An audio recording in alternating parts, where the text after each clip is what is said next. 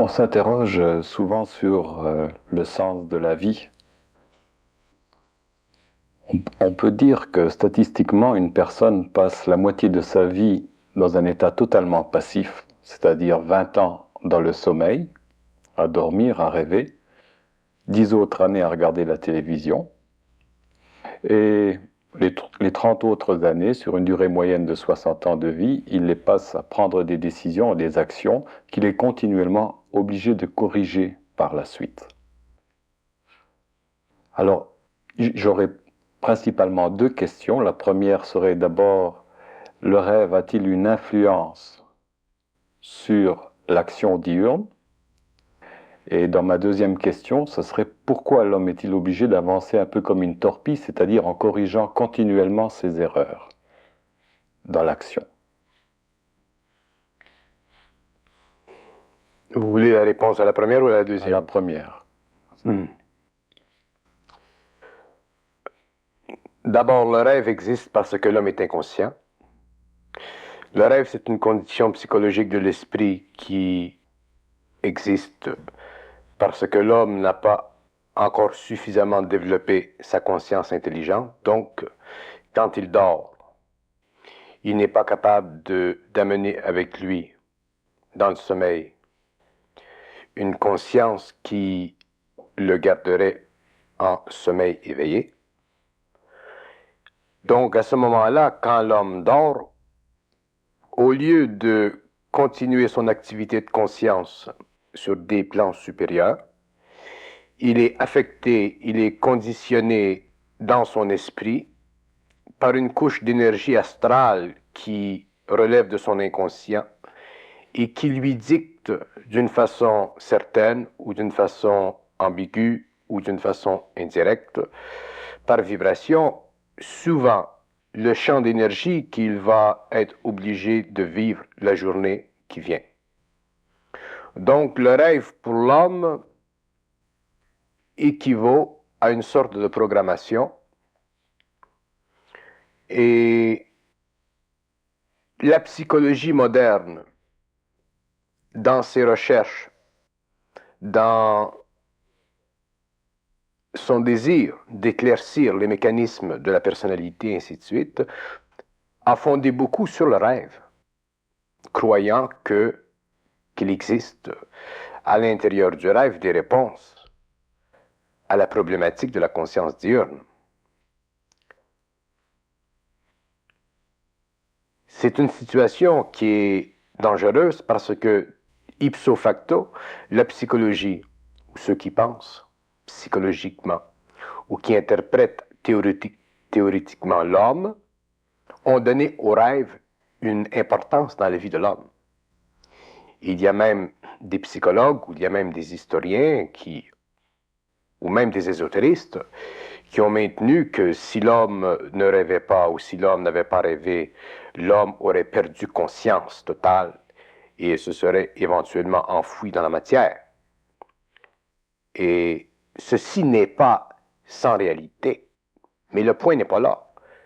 Si nous étudions l'homme à partir d'un point dans le temps qui est la fin du XXe siècle, où il doit se produire une révolution dans les mécanismes de la pensée, dans les mécanismes de la conscience, nous sommes obligés de voir le rêve tel qu'il est et non pas tel que nous croyons qu'il nous a servi. Donc le rêve, avec l'évolution de l'homme, avec l'évolution de la conscience humaine, devrait être amené à disparaître afin que l'homme puisse construire un pont entre sa conscience diurne et sa conscience nocturne, c'est-à-dire une continuité de conscience lui permettant d'achever dans le sommeil éveillé une activité qui est du domaine de l'esprit, dans un monde ou dans des sphères qui font partie du monde de l'esprit en dehors de la matière, mais activité qui n'est pas conditionnée par des forces subjectives, astrales, qui manipulent la conscience de l'homme et qui le reprennent durant la journée, durant la période de sa conscience diurne, à cause de l'effet hypnotique, de l'effet d'influence qu'elles ont sur sa conscience, qui n'est pas encore suffisamment puissante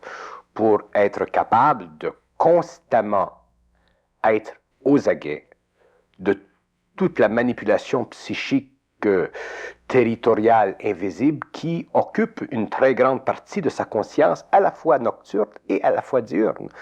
Nous ne réalisons pas jusqu'à quel point l'homme est manipulé, c'est-à-dire que nous ne réalisons pas jusqu'à quel point ce que nous appelons l'esprit de l'homme est incapable de se joindre avec les mécanismes substantiellement psychologiques de l'ego pour créer un équilibre de vie dans le monde afin que l'homme puisse savoir constamment et de façon permanente dans quelle direction il va, afin que l'homme puisse être capable d'une façon permanente de prendre des décisions qui, à la fois, contiennent des conclusions qui sont permanentes. Ceci m'amène à la réponse à la deuxième question. Si l'homme est obligé de vivre sa vie en torpille, s'il est obligé de constamment ajuster ses mouvements, ses décisions, c'est parce qu'il n'a pas suffisamment contrôle sur l'énergie de son esprit. C'est-à-dire qu'il n'a pas suffisante conscience pour être capable d'éliminer de sa conscience diurne les effets subjectifs, inconscients, qui sont créés par influence lorsqu'il est en sommeil. Telle une programmation. Telle une programmation.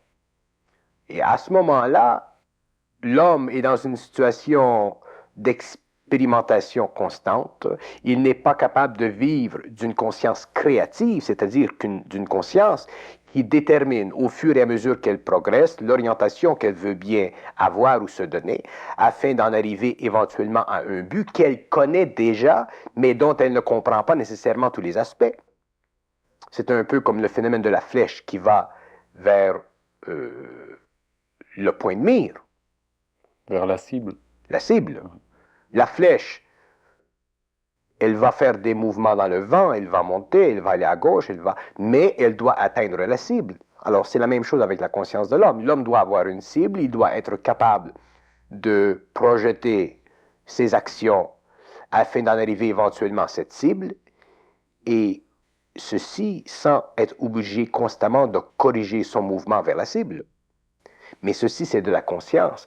Et l'humanité, pour que l'homme en arrive à avoir une telle conscience, il sera obligé nécessairement de se libérer complètement des mécanismes d'habitude qui ont scellé dans sa conscience diurne des mécanismes, des tendances, des habitudes, pour le répéter encore une fois, qui relèvent de son passé, qui relève de son conditionnement social, qui relève de son conditionnement psychologique sur le plan inconscient, et ainsi de suite.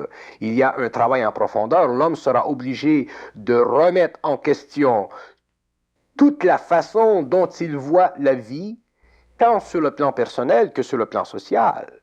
Tant que l'homme ne sera pas capable de se développer ou de développer un mental individualisé, c'est-à-dire un mental qui se suffit à lui-même, quelles que soient les conditions d'ordre moral, éthique, civique extérieur, l'homme ne sera jamais capable de s'instruire de sa volonté, donc de préserver intact le noyau de son intelligence afin de diriger sa vie en fonction de ces deux principes, pour éventuellement atteindre la cible qui est sa destinée, qui est le produit de son désir de vie. Donc quand l'homme pose un geste ou une action, il n'a pas à le faire en regard de la collectivité. Il ne peut pas se permettre.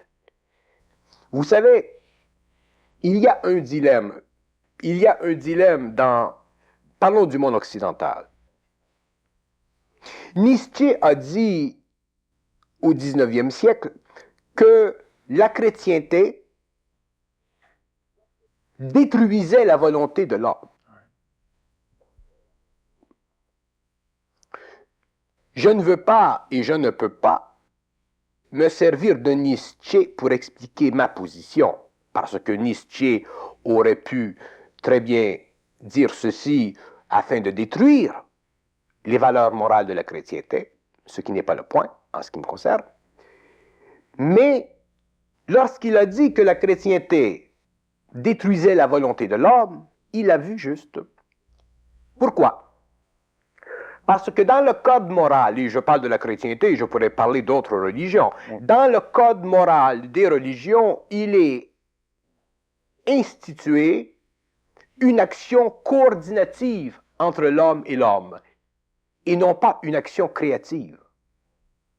Donc, automatiquement, à travers tout ce code moral, tout ce code religieux qui a des répercussions sur le plan civil, sur le plan social, sur le plan culturel, sur le plan légal, toutes ces valeurs, si nous les regardons du point de vue d'une conscience supramentale, d'une conscience individualisée, d'une conscience qui relève d'un mental uniquement personnel, nous voyons que ces valeurs ont été mal comprises. Je ne mets pas en question la valeur réelle de certains enseignements qui, par exemple, ont été donnés par des initiés tels le Nazaréen, qui est à la source, qui est au début de la chrétienté. Ce sont les valeurs qui ont été ensuite, au cours des siècles, utilisées par les hiérarchies de pouvoir, soit spirituelles ou temporelles, afin de maintenir intacte une superstructure qui devait s'étendre au-dessus des têtes des masses.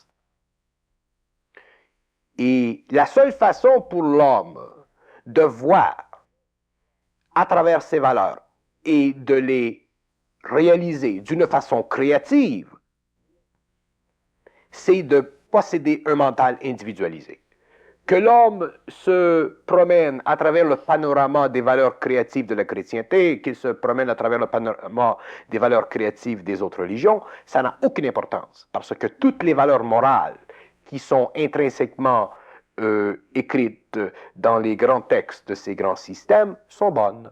Mais il y a avec le temps, il y a identification à la tradition. Il y a identification à la tradition et il y a aussi graduellement perte de conscience, c'est-à-dire perte de conscience volontaire de la part des individus, de sorte que, effectivement, nous finissons au cours des siècles avec des masses qui sont abreuvées de codes moraux, mais aussi des individus qui n'ont plus d'individualité.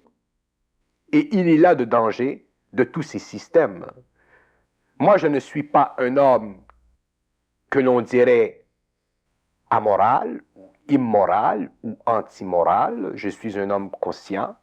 Je vis ma vie d'une façon créative. Je suis absolument certain que je ne fais aucun obstacle dans ma vie au code moral des sociétés humaines à l'intérieur desquelles je vis ou à l'intérieur desquelles je passe.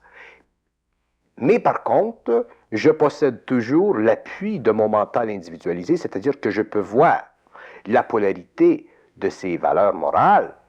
Et s'il y a trop dans ces valeurs morales de qualités qui enlèvent à l'individu la royauté de son ordre humain, à ce moment-là, je les mets de côté, parce qu'elles ne servent plus l'homme.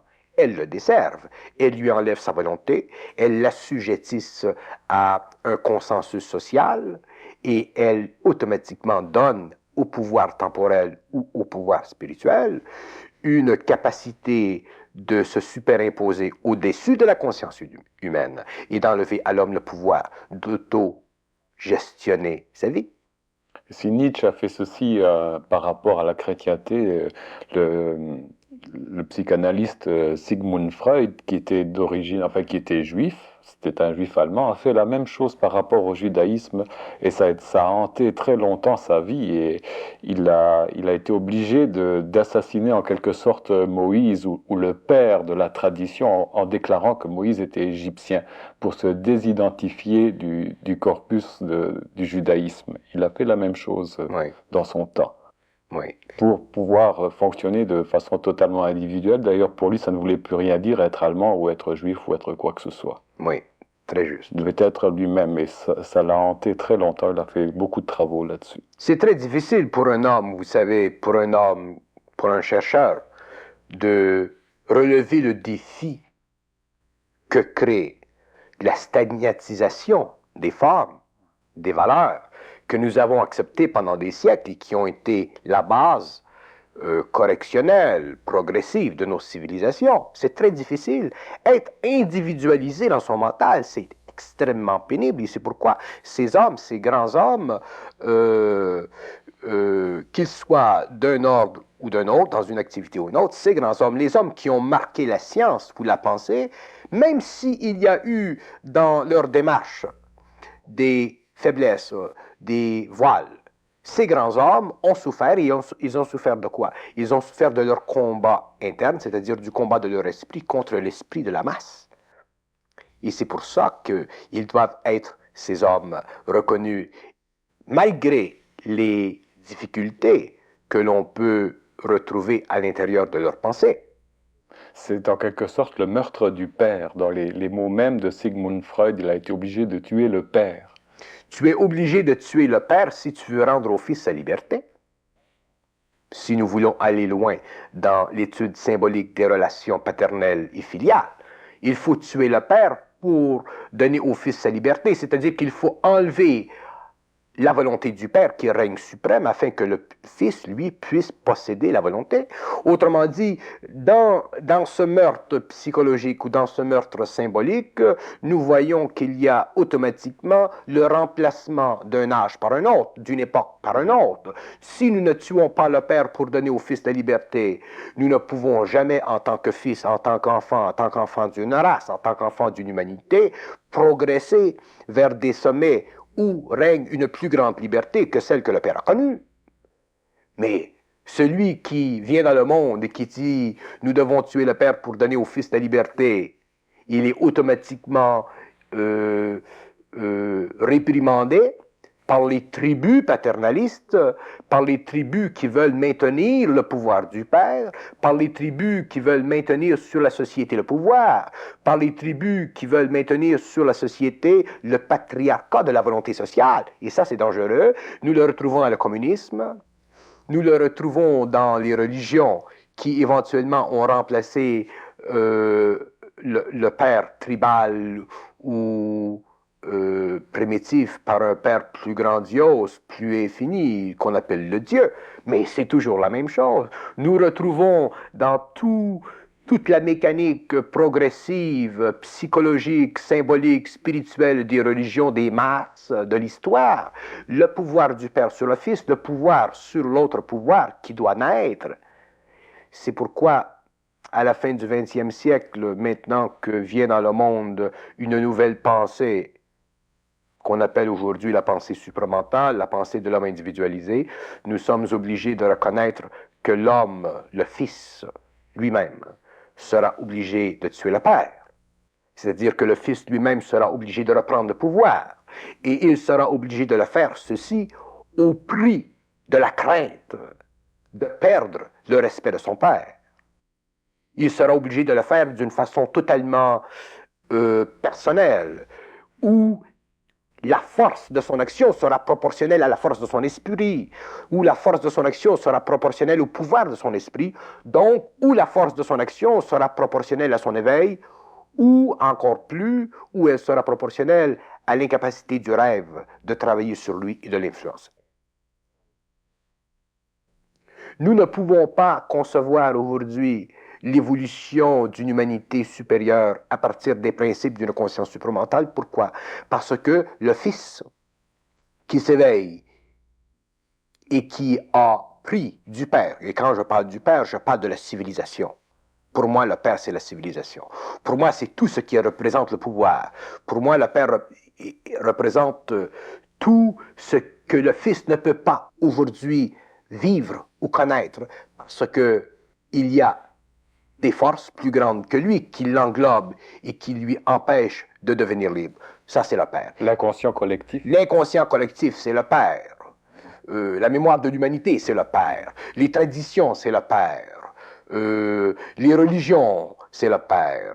Les philosophies, les métaphysiques, les pensées qui ne sont pas les nôtres, les pensées que nous ne pouvons pas contester parce qu'elles sont trop puissantes pour l'ego. Les pensées qui ont été tellement bien construites, qui ont été tellement bien élevées pendant des siècles, de telle sorte qu'aujourd'hui elles représentent une sorte de gothisme. Ces pensées qui sont très puissantes, sont justement les édifices, les cathédrales gothiques, qui un jour devront être mis par terre par les nouveaux fils de la civilisation, c'est-à-dire les enfants de la lumière, c'est-à-dire les enfants qui auront la capacité de gérer, à partir de leur propre esprit, les dimensions psychologiques, symboliques, spirituelles, mentales, métaphysiques, occultes, ésotériques, de toute la conscience nouvelle qui viendra à eux, à cause de leur relation avec l'esprit, c'est-à-dire à cause de leur relation avec leur énergie, c'est-à-dire à cause de leur relation qui découlera d'une synthèse totale entre ce qui pense et ce qui est reçu comme pensée, c'est-à-dire l'homme nouveau. Peut-être que dans cadre de cette discussion-là, on pourrait insérer une phrase qui a été découverte récemment dans l'évangile de Thomas à Kennebostion en Haute-Égypte, où le Nazaréen disait: celui qui a découvert le monde, celui qui a trouvé le monde a trouvé un cadavre, et celui qui a trouvé un cadavre, le monde n'est pas digne de lui. Est-ce que c'est un peu dans ce sens-là que c'était prononcé? Très juste, très juste. Celui qui a trouvé le monde a trouvé un cadavre parce que le monde représente l'accumulation constante ce que l'on pourrait appeler le développement cellulaire d'une conscience primitive. Donc le monde est dans le fait une construction cellulaire monolithique qui couvre tous les continents, qui absorbe toutes les cultures, toutes les races, donc tous les hommes, et qui est de son propre fait cancéreux parce qu'il ne possède pas ce monde de lumière. Donc, quelles que soient ses créations, quelles que soient ses orthodoxies ou ses manques d'orthodoxie, quelles que soient ses révolutions, quelles que soient ses démocraties, quels que soient ses systèmes qu'il crée, quelles que soient ses sciences, elles sont toujours le produit d'un désir d'amélioration, mais toujours fondé sur des appétits passionnels qui relèvent d'une conscience animale, c'est-à-dire d'une conscience qui est aveuglée par l'incapacité à ces hommes qui font partie de ce monde, de réellement posséder une intelligence pure, c'est-à-dire une intelligence qui est capable de défier la mort. Donc, il a raison, le Nazaréen, l'homme qui découvre le monde découvre un corps, et celui qui découvre le corps mort de ce monde, il est obligé de ne plus se mêler, de ne plus participer, de ne plus être impliqué psychologiquement dans la valeur psychologique, émotionnelle et mentale de ce monde. Il peut errer dedans. Il peut bénéficier de ces aspects du monde qui ont quand même une valeur relative. Il peut bénéficier de l'esthétique du gothique, il peut bénéficier des arts, il peut bénéficier d'une science qui est temporelle. Mais il ne peut pas, sur le plan individuel, à l'intérieur d'un mental individualisé, voir que dans les structures présentes d'un monde qui a fait des efforts vers une évolution quelconque, voir la permanence d'une civilisation et l'intégrale domination de l'individu mentalisé, parce que ces hommes viennent demain, ils ne sont pas aujourd'hui. Donc il est obligé de errer dans le monde, de errer dans cette éther, si vous voulez, qui est maladive, qui représente universellement parlant une sorte de colonne de Graben, et à la fois chercher peut-être un homme, 2 hommes, 3 hommes, 10 hommes, qui ont la même conscience que lui. Et à ce moment-là, se formera une nouvelle civilisation, une nouvelle civilisation, un nouveau cadre d'intelligence où des hommes pourront finalement exercer leur droit de vivre, c'est-à-dire enlever à ce monde qui est mort la puissance de gestion qui fait partie de la conscience historique de l'humanité et qui n'est pas le produit d'une conscience individualisée et créative, parce qu'on la met toujours à mort, cette conscience. Regardez le passé, regardez ceux qui ont fait des choses, regardez ceux qui ont osé s'opposer à les efforts immenses qu'ils ont dû manifester afin d'arrêter un certain mouvement. Regardez la Révolution française, ce que ça a pris à un Robespierre et à toute sa bande pour réellement éliminer de la surface de la Terre des façons ou des manières de gouverner les hommes qui n'étaient pas à la hauteur de l'homme en général, mais qui étaient simplement à la hauteur des appétits impériaux de ces personnes. Et c'est ainsi. L'homme nouveau va s'initier lui-même.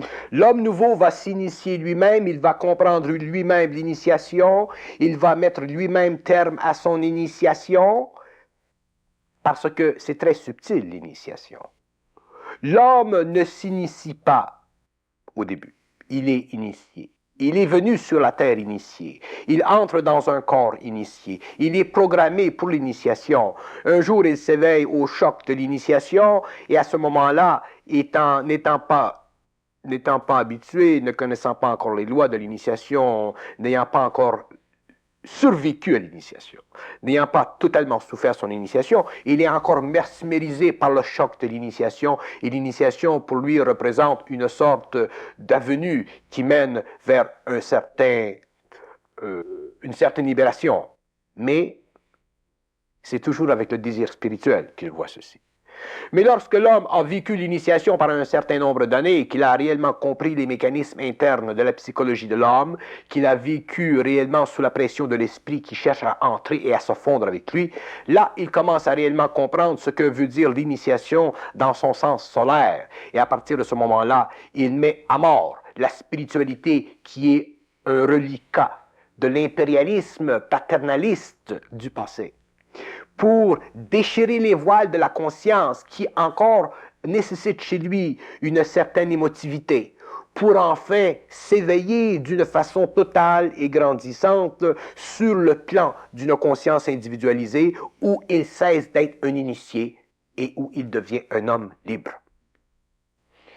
J'ai passé ma jeunesse sur le bord d'un canal et je jouais beaucoup sur les écluses et je regardais passer les péniches qui arrivaient sur le courant de l'eau et qui à un moment donné étaient forcément bloquées dans une écluse. Elles étaient obligées d'attendre que le niveau de l'eau monte jusqu'au niveau qui correspondait au passage supérieur. À ce moment-là, les portes s'ouvraient puis les péniches pouvaient continuer leur chemin. Est-ce que c'est un peu la même analogie qu'on pourrait faire au niveau de l'initiation ? Au niveau de la souffrance que l'on peut vivre dans une écluse jusqu'à ce qu'on atteigne un certain niveau de conscience? Oui, c'est exactement la même chose. C'est exactement la même chose.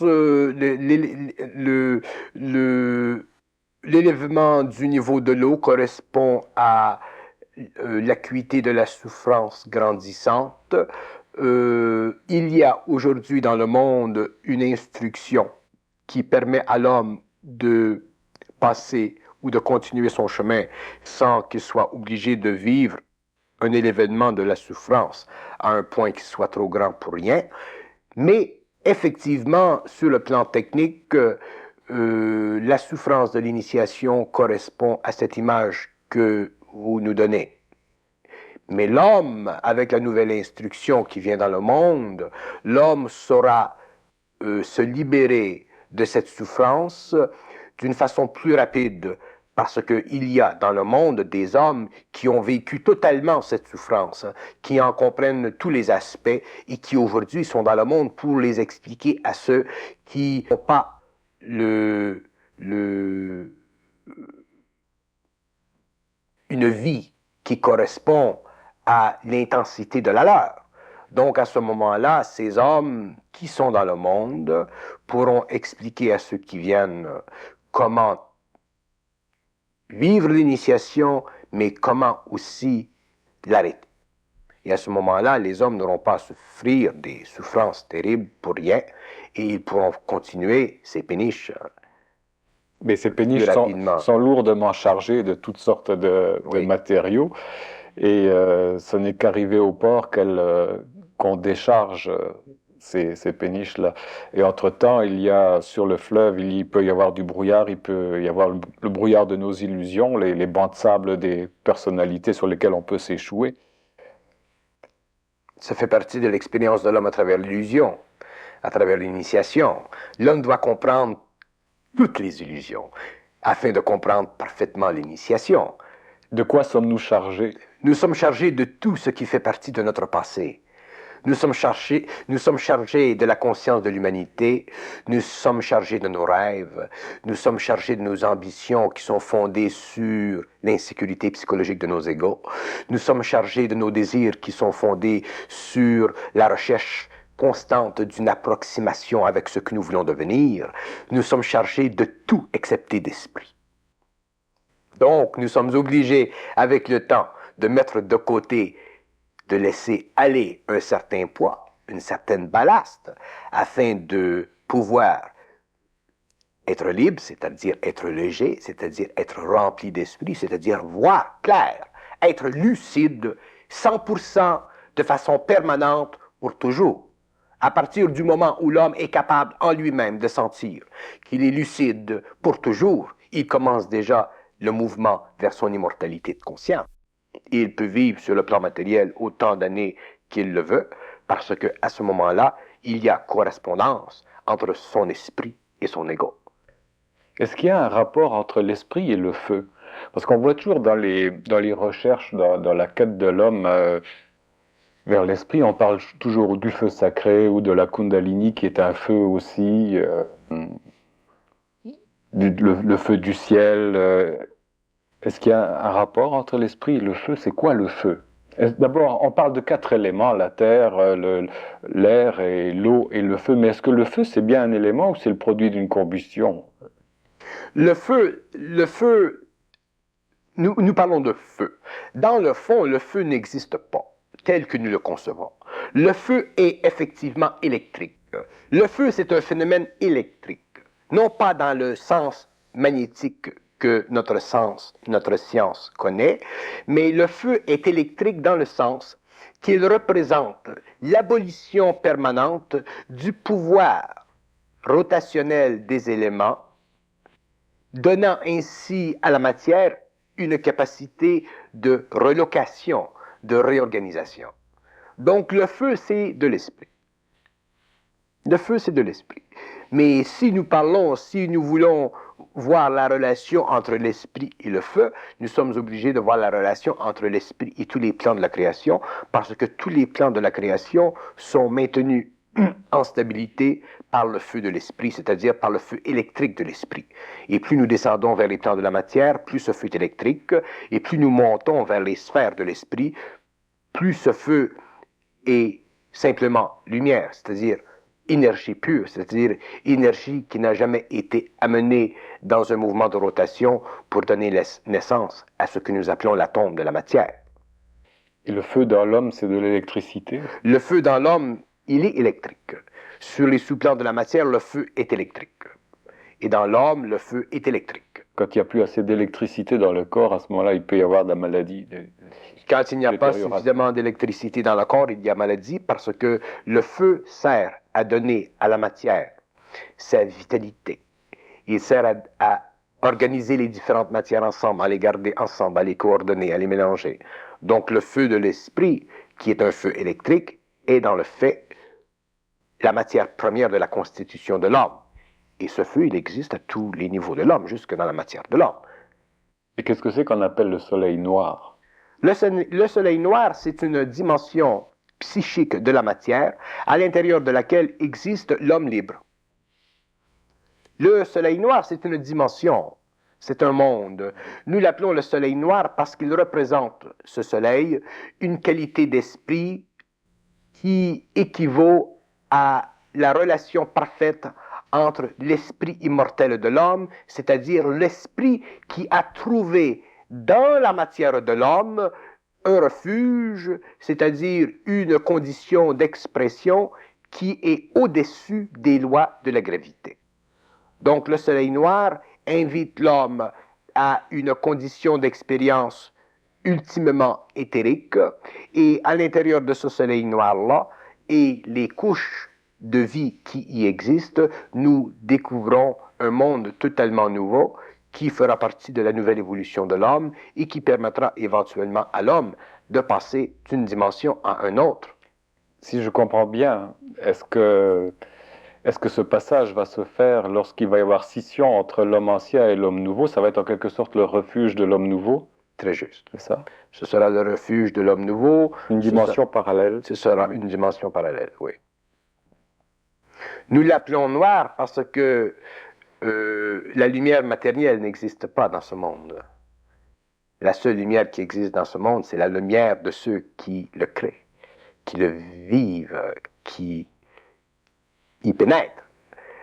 Dans ces mondes, l'homme, dans sa nouvelle substance, éclaire parfaitement les espaces dont il a besoin de visiter afin d'établir les bases d'une nouvelle évolution dite manteau-spirituelle, une évolution dans laquelle la spiritualité n'est pas celle que nous connaissons et dans laquelle le mental ou la mentalité n'est pas celle que nous connaissons. La spiritualité dans ces mondes est équivalente à une harmonie tellement parfaite, tellement évidente et tellement permanente qu'il n'y a aucune place pour la désintégration des relations d'esprit. Donc, il n'y a aucune place pour la rétrogradation d'une civilisation. Donc, c'est un monde à l'intérieur duquel l'évolution de toutes les espèces d'activités est permanente. Donc, la progression est extrêmement rapide et le mouvement est inévitablement exponentiel. Est-ce que le temps est venu pour parler plus en profondeur du contact extraterrestre? Oui, nous pouvons toujours parler du contact extraterrestre, dans ce sens que nous pouvons jeter un peu de clarté sur un phénomène qui est encore ou représente encore pour l'homme beaucoup de mystères. Il faut considérer que le contact extraterrestre est un contact qui relève non pas des hommes, mais d'intelligence supérieure, c'est-à-dire d'intelligence qui ne sont pas alourdies par les lois psychologiques de notre civilisation et qui aussi ont le pouvoir évolutif d'une science qui ne correspond pas à la nôtre. Donc, le problème du phénomène extraterrestre est un problème de coordination dans le temps. L'homme n'est pas prêt sur le plan mondial, sur le plan collectif, à prendre conscience de ce phénomène d'une façon officielle. Il peut le vivre d'une façon impermanente et ceci soulève en lui de très grandes émotions, même, je dirais, de l'anxiété. Mais le phénomène extraterrestre est un phénomène qui relève de la coordination entre un espace-temps et un autre. Et l'homme, avec le temps, pourra voir ou réaliser que, effectivement, sa civilisation ne peut pas continuer lorsque vient vers lui des intelligences ou une autre civilisation ou des conditions de vie qui sont tellement avancées et tellement dans un autre temps que notre propre vie sur le plan matériel n'a plus de valeur psychologique, ni en fonction de nos valeurs sociales, historiques ou spirituelles ou métaphysiques. Donc, pourquoi le phénomène extraterrestre est un phénomène qui est si difficilement approchable du point de vue de la conscience de l'homme? C'est parce que c'est un phénomène qui ne fait pas partie de notre temps. Il y a des hommes sur la Terre qui auront l'occasion d'entrer en contact avec ces intelligences, mais ces hommes seront forcés, selon leur tempérament, leur expérience, leur nature ou le temps, de ne pas divulguer leur relation expérimentale avec ces intelligences afin de ne pas trop créer de choc dans le milieu social où ils vivent. D'ailleurs, les hommes ne sont pas prêts sur le plan collectif à accepter certaines choses. Sur le plan individuel, oui. Il y a des hommes dans le gouvernement, dans l'establishment militaire, scientifique, qui sont prêts à dire en privé, telle chose existe, nous avons vu telle chose, nous avons enregistré telle chose. Mais sur le plan politique, sur le plan social, sur le plan religieux, sur le plan spirituel, il n'y a pas d'homme aujourd'hui qui oserait venir dans le monde et établir sans preuve une condition de vie qui est totalement en dehors de nos constats. Donc, à cause de ceci, les hommes ne sont pas capables de vérifier d'une façon politique ou scientifique ce qui se passe dans le monde à l'échelle mondiale, et ceci crée une sorte d'angoisse. Mais avec le temps, et le temps n'est pas tellement loin, il est encore loin, mais il n'est pas tellement loin, avec le temps, l'homme vivra le contact avec ses intelligences. Mais lorsque ce temps sera venu, l'homme de la Terre aura vécu des expériences vis-à-vis sa planète, sa société, son économie, sa politique, sa religion, sa spiritualité, sa métaphysique. Il aura vécu des expériences suffisamment lancinantes pour lui faire réaliser qu'il est arrivé à un point où il ne peut plus réellement par lui-même invoquer le support de ces ordres qui, dans le passé, avaient été pour lui un parapluie, une sécurité, c'est-à-dire les gouvernements ou ce que nous pensons, ou les systèmes que nous pensons. Et à ce moment-là viendront ces intelligences afin de corriger la situation mondiale comment ils viendront, comment ils seront manifestés, sous quelles conditions, ainsi de suite. Ceci fait partie de certaines connaissances qui sont effectivement cachées, voilées, occultes, qui ne sont pas facilement exprimables dans un monde parce qu'elles font partie souvent de certaines relations inédites entre des initiés d'une certaine planète et des gens ou des hommes ou des têtes ou des intelligences qui viennent d'une autre planète. Il y a tellement de configurations psychologiques dans l'organisation éventuelle d'une civilisation que il est très difficile pour les hommes, même pour les initiés, d'être bavards sur certains sujets, non pas parce qu'ils ne peuvent pas l'être, mais parce qu'ils ne doivent pas l'être, et non pas parce qu'ils ne doivent pas l'être, mais parce qu'ils ne peuvent pas l'être. Vous comprenez? Donc, ils ne peuvent pas l'être parce que justement, ils sont des initiés. Ils ne peuvent pas être bavards parce qu'il y a des choses qui font partie intégrale de leur conscience créative. Donc, automatiquement, des choses qui font partie d'un certain ordre parce que la conscience d'un initié est une conscience créative, mais très ordonnée, c'est-à-dire qui n'est pas assujettie aux lois subjectives de l'ego qui veut prouver telle chose ou qui veut avancer telle chose pour le bénéfice psychologique que ça peut lui apporter. Donc, ces initiés sont obligés de garder un certain secret dans le public parce que ce n'est pas le temps. Et même si c'était dit, ça ne changerait rien. Et si c'était dit, certaines personnes, probablement, feraient de certaines choses trop. Il faut attendre. Vous réalisez très bien qu'avec le temps, tout s'arrange. Avec le temps, on comprend. Avec le temps, tout se met en perspective. Donc, pourquoi c'est très difficile de parler du phénomène extraterrestre? C'est parce que nous n'avons pas de perspective. Et pourquoi nous n'avons pas de perspective? Parce que nous ne sommes pas suffisamment intelligents. Pourquoi nous ne sommes pas suffisamment intelligents? Parce que notre conscience créative n'est pas suffisamment allégée du ballast de l'ego. Donc, c'est pourquoi, lorsque vous me demandez une telle question, je vous réponds ici. Le phénomène extraterrestre, n'oubliez pas une chose, qu'il fait encore partie chez l'homme de certains mœurs primitifs qui veulent chez lui qu'il se lie d'amitié avec les dieux. L'homme, qu'il le réalise ou non, qu'il soit grand militaire, grand scientifique, grand politique, grand philosophe, grand spirituel, grand métaphysicien, l'homme possède encore la marque d'Adam. C'est-à-dire qu'il est encore imprimé dans son mental du feu de l'involution, c'est-à-dire de l'incapacité originelle d'être intelligent, dans le sens créatif. Donc, il porte son regard vers le phénomène de l'extraterrestre, un peu comme le primitif porte son regard vers l'Européen qui vient vers lui. Et ceci n'est pas bon. Et dans la nouvelle évolution, ces intelligences qui viendront ne viendront pas vers l'homme comme elles sont venues dans le passé. Dans le passé, elles sont venues vers l'homme pour lui donner les outils rudimentaires d'une certaine science. Mais dans l'avenir, elles ne viendront pas vers l'homme ainsi parce que l'homme, et je ne parle pas de l'homme de la 5e race, je ne parle pas de l'homme d'aujourd'hui, je parle de l'homme de demain. L'homme de demain les recevra.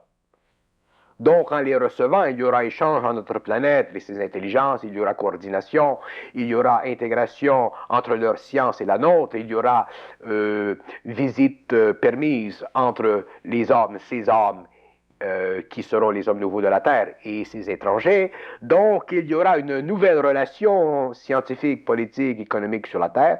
Et ceci se fera dans un certain contexte, au cours de certaines années, ainsi de suite, parce que l'évolution d'une civilisation, ça prend du temps.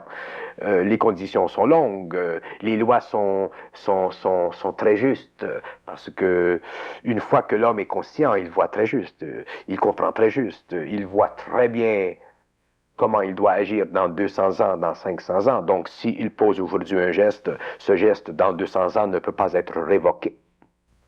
Donc, dans ce temps-là, lorsque ces intelligences viendront d'un monde, d'un autre intemporel et qu'ils se mélangeront à l'homme, déjà, l'homme aura tellement été alourdi par le ballast de la vie expérimentale d'une conscience terrestre qui n'est pas amenée à une conscience créative, que l'homme verra d'un bon œil ce contact, et à ce moment-là, la pesée caractéristique d'une anxiété vis-à-vis ce phénomène sera éliminée, mais il y aura des hommes qui comprendront et il y aura des hommes qui ne comprendront pas. Et les hommes qui comprendront seront élevés en conscience, ils seront élevés en expérience. Ils seront contents parce que déjà depuis très longtemps, ils auront entendu ceci. Et ceux qui ne comprendront pas seront terrifiés, ils se verront nus devant les dieux. Et ceci sera trop pour eux et beaucoup perdront la tête, ils perdront la conscience normale, ils vivront l'insanité. Mais ceci fait partie des chocs des cultures et surtout aujourd'hui, avec la télévision, la radio et tous les systèmes de communication que nous possédons, nous sommes, et surtout les systèmes qui amplifient la réalité, nous sommes obligés de constater que lorsque ce phénomène se fera, ceux qui sont simples d'esprit dans le sens de l'esprit trop ignorant seront obligés de souffrir le choc de ce temps, de ce fin de cycle. Et ceci sera tout dans le monde, sur toute la planète, dans toutes les cavernes, dans toutes les églises, dans toutes les maisons. Donc le phénomène extraterrestre est un phénomène qui ne m'intéresse pas tellement parce que je n'ai pas tellement de désir personnel, de passion égoïque pour le regarder ou en parler.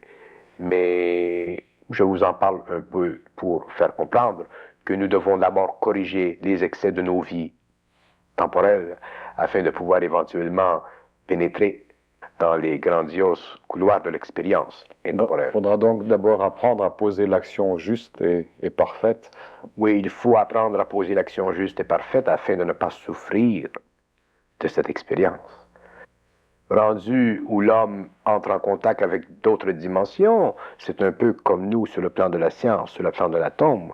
Nous avons vécu lorsque nous avons passé de la mécanique galiléenne à la mécanique einsteinienne, de la mécanicité à la relativité, nous avons vécu le choc d'une science ancienne vis-à-vis d'une science nouvelle.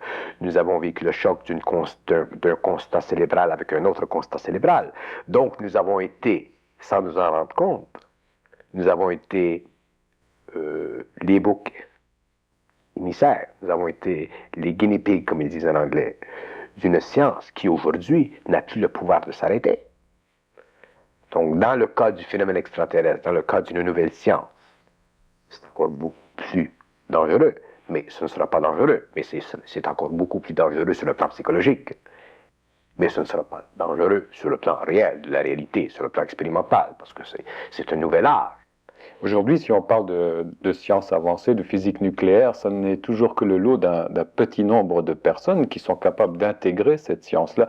Les scientifiques eux-mêmes, en dehors de tout le restant de la collectivité, est-ce que dans une science prochaine, nouvelle, celle qui viendrait avec ce contact-là, ce serait l'humanité qui resterait là, en contact avec cette science-là, qui serait capable de l'intégrer totalement?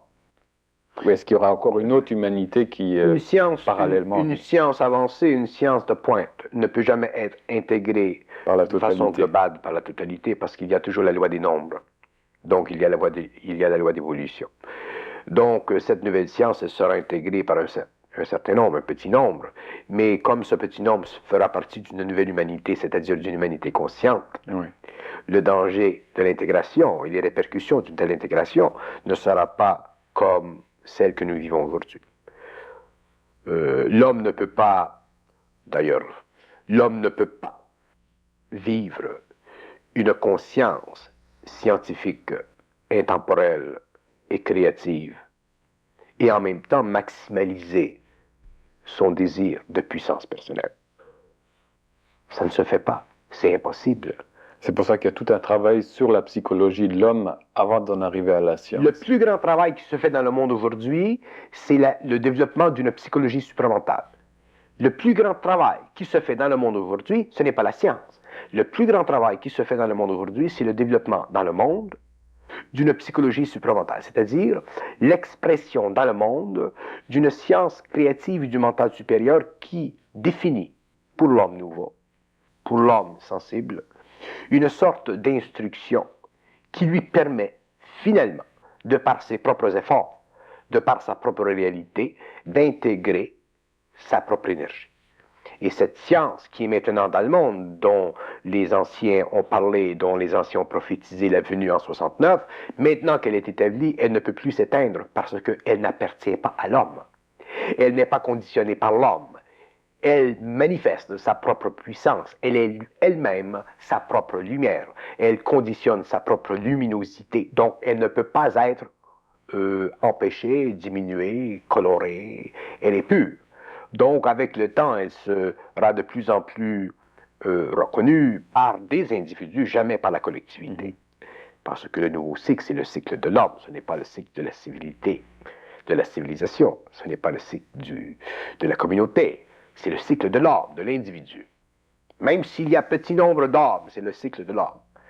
Et ce sont ces hommes qui récupéreront les fruits de cette instruction et qui en arriveront éventuellement à aboutir dans une conscience qui leur sera suffisamment personnelle pour qu'ils puissent finalement se dévêtir de la mémoire de l'humanité, de l'inconscient collectif, de tout ce qui nous a alourdis. Mais ce qui est curieux, et voire même paradoxal, c'est que pour passer à l'âge d'or, il faut d'abord en arriver à l'âge de fer, c'est-à-dire au pire des conditions de l'esprit elle-même, c'est-à-dire l'esprit le plus enfoncé possible dans la matière, c'est-à-dire là où il y a le moins d'esprit dans une civilisation, c'est l'âge de fer. C'est ce que les hindous appellent les petits hommes, les hommes de l'âge de fer, veut dire dont la capacité d'absorber de l'esprit est relativement réduite par rapport à l'âge d'or précédent. Et donc on arrive dans cette strate-là où l'esprit est amenuisé à son maximum pour passer à une conscience brutalement supérieure. C'est assez curieux. Oui, mais il faut remarquer que dans une période, comme vous l'appelez l'âge de fer, il y a toujours des hommes qui ne font pas partie intégralement de cet âge.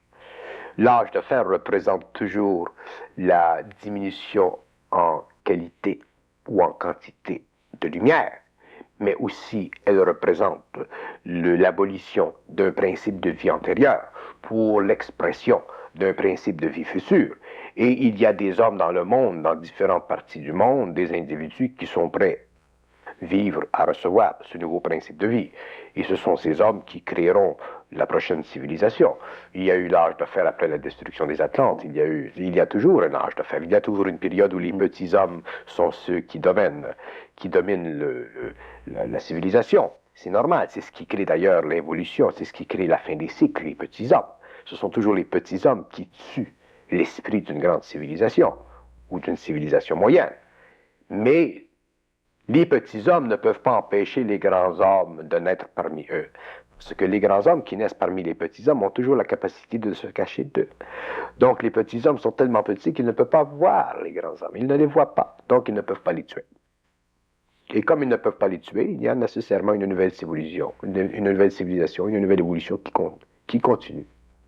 C'est une régénération. C'est une régénération. Parce que les hindous appellent ça le Kali Yuga, ou l'âge donc de la destruction. Mais c'est en fait une régénération. C'est toujours une régénération. Oui. Un peu comme la nature. Exactement. Mais la nature, elle, s'intègre parfaitement dans les lois de l'énergie. Elle s'intègre parfaitement, la nature, dans les lois de l'énergie parce qu'il n'y a pas d'ego pour faire interférence. La plante ne fait pas interférence, l'animal ne fait pas interférence, la matière ne fait pas interférence. C'est l'homme qui commence à faire interférence avec la nature parce qu'il a le privilège de l'ego. Mais l'homme conscient, l'homme nouveau qui aura intégré son ego à la nature, c'est-à-dire son ego à son esprit, à ce moment-là, il ne fera pas interférence avec la nature. Il ne fera pas interférence avec la nature de l'homme, la nature de l'animal, de la plante, du minéral. Donc, il y aura une grande science, une grande évolution, une grande civilisation. Mais toutes les inventions de l'homme sont plus ou moins copiées sur la nature. Les inventions de l'homme sont copiées sur la nature parce que l'homme n'est pas capable de développer une science sans passer par ce que j'appelle l'autorisation mécaniste de la complicité mécanique. L'homme est obligé d'être complice dans la mécanicité de la nature afin de développer des systèmes qui coïncident avec sa sensorialité, parce qu'il n'a pas le pouvoir de l'esprit. Si l'homme avait le pouvoir de l'esprit, il ne serait pas complice avec la nature. Il n'aurait pas à copier la nature. Il créerait une nouvelle nature. Je vous donne un exemple. Oui. Regardons par exemple le phénomène de la robotisation. L'homme aujourd'hui étudie les robots. Il est arrivé à avoir tellement étudié l'animal et l'homme dans toute la mécanicité de leur mouvement qu'il a pu transposer à des objets mécaniques, cette même capacité. Mais les robots que nous connaissons aujourd'hui et les robots qui sont et qui existent dans d'autres civilisations, dans d'autres intemporels, ce ne sont pas la même chose. Si l'homme avait aujourd'hui à voir un robot qu'il construit, avec un robot qui est créé de par le mental créatif de ses intelligences, il ne pourrait pas voir de différence entre ce nouveau robot et l'homme. Il y a des hommes qui sont tellement parfaitement créés qu'ils sont eux-mêmes des robots parfaits. Il y a des hommes sur la Terre aujourd'hui qui ne sont pas humains et qui sont des robots. Ils ont été créés par ces civilisations afin de pénétrer dans le monde de l'homme et y exercer une certaine influence jusqu'au moment où, dans le temps, lorsque sera levé le sceau du secret de l'intemporel sur le temporel que nous connaissons, ces hommes prendront dans le monde une position suffisamment créative, ou une position de force, une position d'empoint pour imprimer dans le monde une nouvelle évolution, une nouvelle dynamique à la civilisation. Mais ces robots qui sont créés dans ces civilisations, dans ces intemporels, ne sont pas créés par l'étude mécanique de la nature. Ils sont simplement le reflet très exercé d'un mental humain plein de son esprit. Si l'esprit a été capable de créer la nature et toute la mécanisation de notre nature humaine ou animale, l'esprit aussi est capable de créer, lorsqu'elle est intégrée à l'homme, en fusion avec l'homme, de créer une nouvelle génération d'hommes. La nouvelle génération d'hommes venant de ces planètes sont équivalents à ce que nous appelons des robots extrêmement sophistiqués. Mais dans le fond, ce ne sont pas des robots, ce sont des êtres intelligents qui possèdent une certaine nature très très primitive, mais extrêmement intelligente. C'est l'intelligence dans ces êtres qui devient l'aspect du robot, lorsqu'en fait leur nature n'est simplement qu'une façon pour eux d'être équilibrés dans les éthers où ils vivent, ou dans les éthers où ils évoluent, dans les éthers où ils peuvent entrer et sortir. Il ne peut pas y avoir d'émotion chez eux. Il ne peut pas y avoir d'émotion. D'ailleurs, la seule importance de la chair, cosmiquement parlant, c'est de permettre éventuellement à cette chair de se transformer. Donc la chair n'a de fonction chez l'homme inconscient qu'une fonction animale. Mais lorsque l'homme passe d'un intemporel à un autre, ou d'un temporel à un intemporel, la chair n'a plus la même fonction. Elle a une autre fonction. Et elle n'est plus décadente. C'est-à-dire qu'elle ne peut plus être régie par le monde infinitésimal de la bactérie. Chez l'homme, dans notre monde, notre chair est contaminée. C'est la bactérie qui permet l'équilibre dans le bactériel qui permet à l'homme d'être en santé. Comme c'est le déséquilibre dans le bactériel qui permet à l'homme d'être malade. Mais dans ces mondes, le bactériel n'existe pas. Et pourquoi le bactériel n'existe pas? Parce que l'esprit a mis de côté ce qui, dans la nature de notre civilisation, de notre monde, de nos royaumes ici, dans notre région, dans notre système local, représente la particularité invisible de l'atome élevé au statut de l'intelligence, mais non créative. C'est ça la bactérie. La bactérie représente sur des plans inférieurs une constatation de l'esprit, mais une constatation qui ne peut pas permettre à ce monde de s'autogérer lui-même, donc il doit être géré de l'extérieur. Donc la bactérie, cosmiquement parlant, représente l'impossibilité d'un monde de devenir éventuellement égoïque. Donc, il n'y a pas de différence entre l'homme et le bactériel. La seule différence, c'est que l'homme a été permis de devenir égoïque. Si nous passons du temporel à l'intemporel, si nous passons de notre monde, de notre système local à d'autres systèmes, nous voyons que le bactériel n'existe pas. Pourquoi? Parce que l'homme, tel que nous sommes, n'existe pas. C'est pourquoi aujourd'hui, nous devons, sur notre planète, reconnaître, comprendre très bien le bactériel afin de pouvoir très bien comprendre le génétique, ou tout ce qui découle de l'équilibre des mécanismes qui nous tiennent en vie et en perfection. Mais à partir des autres mondes, à partir du moment où l'homme passe d'un intemporel à un autre, d'un temporel à un autre, les lois de la vie ne sont plus les mêmes. Donc, le pouvoir de l'homme s'exerce d'une autre façon. L'homme devient absolument maître des lois de la relation. Devenant maître des lois de la relation, il est capable d'équilibrer les mondes dans lesquels il est, de partager les tâches, de partager les autorités et d'établir le gouvernement dont il a besoin afin de pouvoir de plus en plus équilibrer le relationnel absolu avec le relationnel particulier des planètes ou des systèmes locaux. Donc, c'est pourquoi parler des extraterrestres, ça devient inévitablement fatigant. Merci beaucoup, Bernard.